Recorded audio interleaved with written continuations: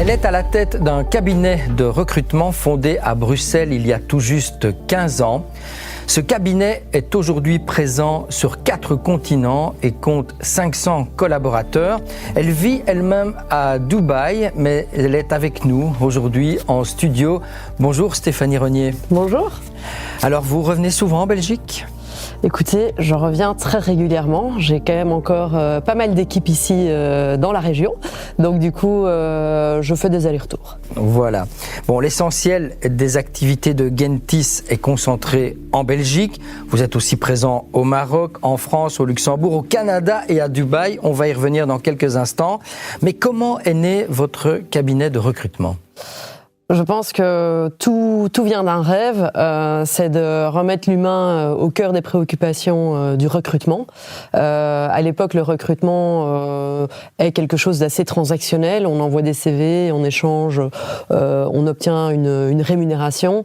Nous, ce qu'on a voulu, c'est vraiment aller plus loin, apporter un service sur mesure et également comprendre les besoins des entreprises et les besoins des candidats pour pouvoir arriver à des matchs qui ont un réel impact autant dans la vie de l'entreprise que du candidat. Mais vous avez commencé votre carrière dans un autre cabinet international. Qu'est-ce qui a fait qu'à un moment, vous avez envie de lancer votre propre entreprise ? Autre cabinet international anglo-saxon, excellente école de vie, vraiment ça restera quand même parmi mes meilleurs souvenirs, mais pour la faire très courte, après 4 ans de bons et loyaux services, je me fais licencier et à ce moment-là ça va vraiment être le démarrage de Gentis, on va dire. Ça a été le coup de pied qu'il nous fallait pour nous lancer et très très vite on va se décider, en 3 mois Gentis sera né, quoi. Et donc on est en 2011. La spécificité de votre cabinet par rapport aux autres acteurs du marché et les secteurs de prédilection, c'est quoi ? La spécificité, c'est que aujourd'hui, nous nous positionnons pas contre les grands de ce monde, les autres grands cabinets qui comptent 5-6 000 employés, voire plus. Mais on n'est pas non plus une agence de recrutement avec 2-3 personnes. Ouais. Donc on a une force de frappe assez agressive, mais avec un service très très qualitatif et hautement humain, ce qu'on tenait avant tout à garder. Et les secteurs, rapidement donc IT, construction, ingénierie, finance, les métiers du STEM dans sa globalité. Ok. Alors, dans votre cabinet aussi un élément très important, la diversité, l'inclusion sont des notions assez essentielles chez Gentis. 53 nationalités. Pour vous donner une petite anecdote de ce matin, on a invité un employé indien à fêter Noël avec nous à Dubaï, avec toute l'équipe. Première fois de sa vie qu'il voyait une raclette. Et là, j'ai reçu une photo. Il a acheté son propre appareil à raclette. C'est ça la diversité, c'est apprendre à voir dans le monde et à découvrir toutes sortes de cultures. Et c'est magnifique de voir ça dans sa propre boîte. Alors, je le rappelle, vous avez commencé quand même tout petit, vous étiez 4 cofondateurs, exact. 2 employés, donc à 6. Aujourd'hui, vous êtes plus de 500 pour un chiffre d'affaires en 2025 de 60 millions.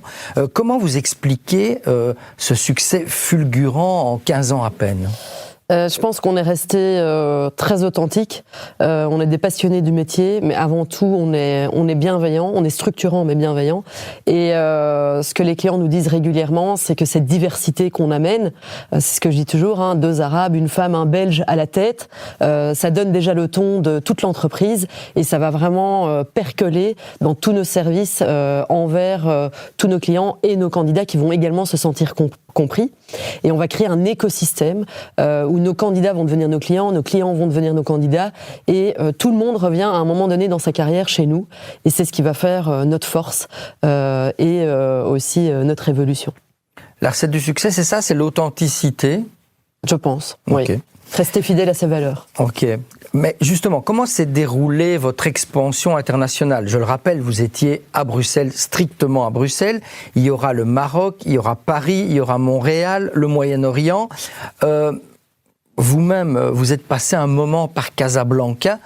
Pourquoi ces choix de destination ? Pourquoi cette expansion ? Comment ça s'est passé ?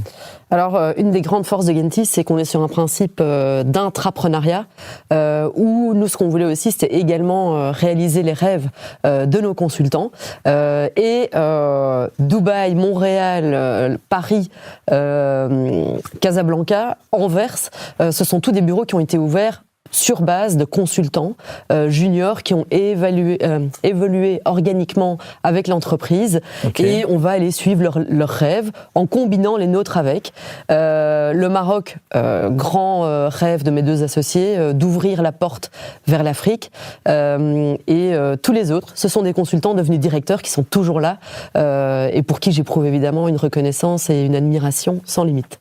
Avec parfois des petits accidents du destin. Je pense à Casablanca, vous faites confiance à deux travailleurs chez vous, et à un moment, ils quittent l'entreprise, et vous devez y aller, vous, avec armes et bagages, j'ose dire, à Casablanca. C'est quand même un truc assez hallucinant. Vous avez vécu un petit moment là-bas. Avec le recul, ça a été quelque chose de totalement impulsif. Donc, simultanément, on apprend le départ des deux personnes qui avaient ouvert Casablanca parce que leur conjoint ne voulait pas venir. D'accord. Au final, donc une histoire complètement humaine. On arrive à Casa. À l'époque, il y a 6-7 employés. Et mon associé, Marie, me dit, bon, qu'est-ce qu'on fait? Parce qu'on n'a plus personne à la tête de la boîte. Et en quelques heures, on va se dire, on y va, c'est maintenant ou jamais, nos enfants sont en bas âge, allons-y. Et en 2 ans, on va passer de 8 à 70 personnes au sein de l'équipe, et ça va être une aventure humaine incroyable que j'oublierai jamais. Voilà, depuis, on l'a dit aussi, Montréal a été ouvert. Et vous, personnellement, vous travaillez maintenant et vivez à Dubaï pour Gentis avec mari et enfants. Pourquoi ce choix-là de Dubaï, qui est un choix à la fois familial et professionnel? Ouais, donc avant tout, c'est un choix éducatif, à savoir que je voulais que mes enfants, pour des raisons personnelles, sortent de l'enseignement belge. Je voulais avoir un enseignement plus anglo-saxon. Il a fallu convaincre mon mari de partir. C'était pas facile dès le début, c'était pas gagné, parce qu'à la base, l'ensemble de nos opérations sont en Europe de manière majoritaire. Et le Moyen-Orient, on a entendu beaucoup de clichés, on entend beaucoup de choses dans les médias. J'avais envie d'aller voir aussi par mes propres yeux ce qu'était la vie finalement au Moyen-Orient, et je peux dire que j'ai pas été déçue au niveau apprentissage, j'ai beaucoup appris en 1 an, c'est magnifique. 1 an que vous y êtes, aucun regret? Absolument aucun regret. Et Dubaï est loin de l'image influenceur que l'on a? Je pense qu'il y a une partie réelle. Après, ce qu'il faut savoir, c'est qu'il y a 1% d'influenceurs qui vivent à Dubaï, mais forcément ce sont des personnes très vocales, donc elles ont 2-3 millions de followers, donc on en entend beaucoup parler, mais au quotidien on ne les côtoie absolument pas, on ne les voit pas. C'est une vie totalement normale et très banale comparée à ce que j'avais imaginé sur les réseaux sociaux, quoi. En 15 ans, vous avez connu quelques petites révolutions dans le secteur. La plus grande est actuellement l'intelligence artificielle, son avènement dans différentes industries. Je suppose que le secteur du recrutement n'est pas épargné. Comment vous l'utilisez au quotidien ?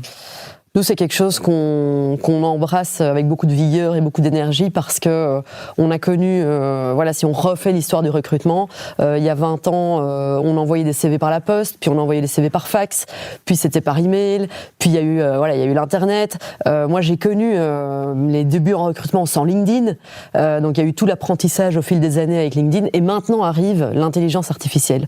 À aucun moment elle va remplacer les recruteurs. Par contre, elle va les rendre beaucoup plus efficaces.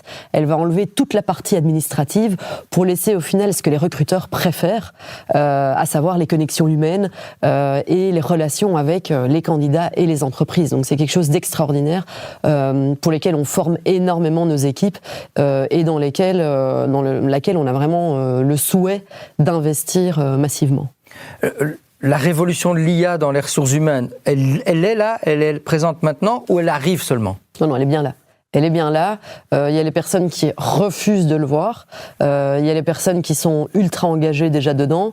Tout le monde utilise déjà un petit peu de ChatGPT à sa manière, donc c'est déjà présent.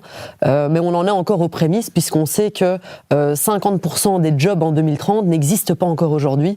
Donc il va y avoir une révolution au niveau du talent qui va être totalement incroyable. Il va falloir s'adapter très très vite. Un exemple très concret. Je suis un client, je viens vous voir, je veux engager un CFO.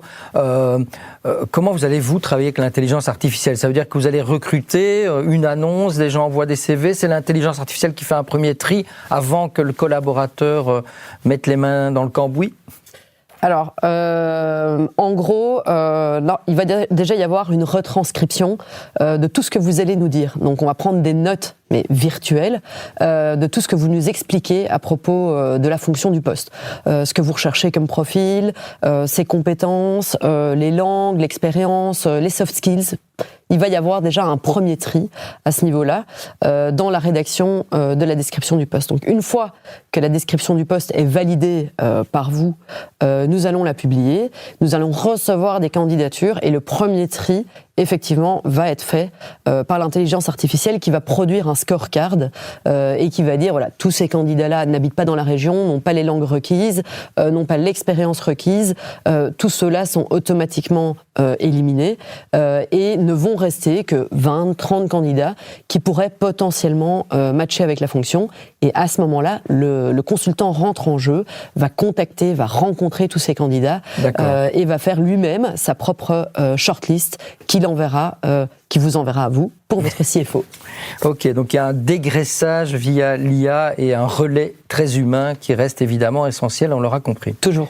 Comment vous voyez Gentis évoluer dans les 10 prochaines années en termes d'expansion géographique, vu que vous l'avez lancé, et en termes de chiffre d'affaires aussi? L'expansion géographique, c'est un réel challenge de tous les jours. Nous, ce qu'on veut aujourd'hui, c'est consolider tous les bureaux mis en place et également peut-être aller attaquer encore une ou deux autres régions que nous n'avons pas à notre actif pour le moment. Et pour nous, on est convaincus aujourd'hui que l'intelligence artificielle va nous aider à aller beaucoup plus vite dans l'évolution de tous ces bureaux et la création également de nouveaux bureaux. Au niveau du chiffre d'affaires, je ne peux pas exactement me prononcer, mais j'imagine une ambition de doubler sur les 10 prochaines années. Bravo. En 2024, vous avez été désignée entrepreneur inspirante de l'année. Une vraie fierté? Une fierté, une forme de reconnaissance, premier prix que je reçois, donc assez incroyable. Ça reste des moments qui sont effectivement gravés dans la mémoire. Alors, vous êtes inspirante parce que vous êtes très suivie sur les réseaux sociaux, 40 000 abonnés sur LinkedIn, vous avez un podcast qui cartonne. Le personal branding, comme on dit, c'est indispensable aujourd'hui pour un entrepreneur ou une entrepreneure? Oui. Moi, je dirais qu'il faut vraiment, en tout cas moi je suis de l'école qui a appris au fil des années, parce que ça vient pas en un jour, que la consistance, la discipline, la routine de ce personal branding est très importante sur les réseaux sociaux, parce qu'elle raconte l'histoire à la manière d'un blog, d'un vlog, elle raconte l'histoire de l'entrepreneur, de son entreprise également, ce qui va permettre d'humaniser et de montrer aussi qu'on est des êtres humains comme tout le monde, qu'on a des challenges, des échecs et des réussites parfois. Et je pense que le monde, dans sa globalité, a besoin de voir aussi ce qui se passe auprès des entrepreneurs et d'avoir des images authentiques et humaines au milieu de tous ces fake news et ces deepfakes. Ça fait du bien aussi d'avoir un petit peu de l'authenticité. On y revient à l'humain. Voilà, on arrive tout doucement à la fin de cette interview. Dernière question, vous faites régulièrement, on l'a dit, des allers-retours entre Dubaï et Bruxelles, c'est nécessaire. Quel regard vous portez justement sur l'esprit d'entreprendre dans notre pays par rapport aux autres nations que vous avez découvert au fil de votre carrière? Écoutez, on a beaucoup à apprendre des autres nations. Les entrepreneurs belges, l'entrepreneuriat belge a beaucoup de choses. Il y a beaucoup de je sais plus comment on dit, de perles rares. D'accord. Il y a beaucoup d'entreprises belges qui gagnent à être connues, mais on est vraiment dans une politique de pour vivre heureux, vivons cachés. L'entrepreneuriat n'a pas du tout bonne image ou bonne presse ici, alors que quand vous allez dans d'autres régions du monde, comme les States par exemple, l'entrepreneuriat, la faillite, c'est quelque chose de très positif. Chacun devrait avoir une faillite à son actif. Si vous écoutez un Américain, l'échec n'est pas tabou. L'échec n'est pas tabou, l'échec est encouragé parce que ce sera la meilleure façon d'apprendre. Je suis complètement partisane de ce genre de choses, mais c'est vrai qu'en Belgique, moi j'ai connu l'entrepreneuriat par la manière la plus difficile en la créant ici, créant mon entreprise ici, et c'est vrai que on gagne à être plus ouvert et à être plus encourageant envers les entrepreneurs. Donc dernière sous-question, comment réveiller alors cet esprit d'entreprendre dans notre pays ? En arrêtant d'être dans le jugement envers les entrepreneurs et en étant beaucoup plus encourageant, que ce soit au niveau des subsides du gouvernement, mais également chaque personne humaine. On voit sur LinkedIn les entrepreneurs qui souvent se font vraiment détruire dans les commentaires, toujours dans les commentaires, jamais en face à face. Je pense qu'on gagne vraiment à éviter de juger ceux qui veulent poursuivre leurs rêves. Eh bien, merci beaucoup Stéphanie Renier. C'est un peu le principe de cette émission, mettre en avant l'esprit d'entreprendre, et vous en êtes un parfait exemple. Encore merci. Merci à vous. Gentis, c'est dans la boîte.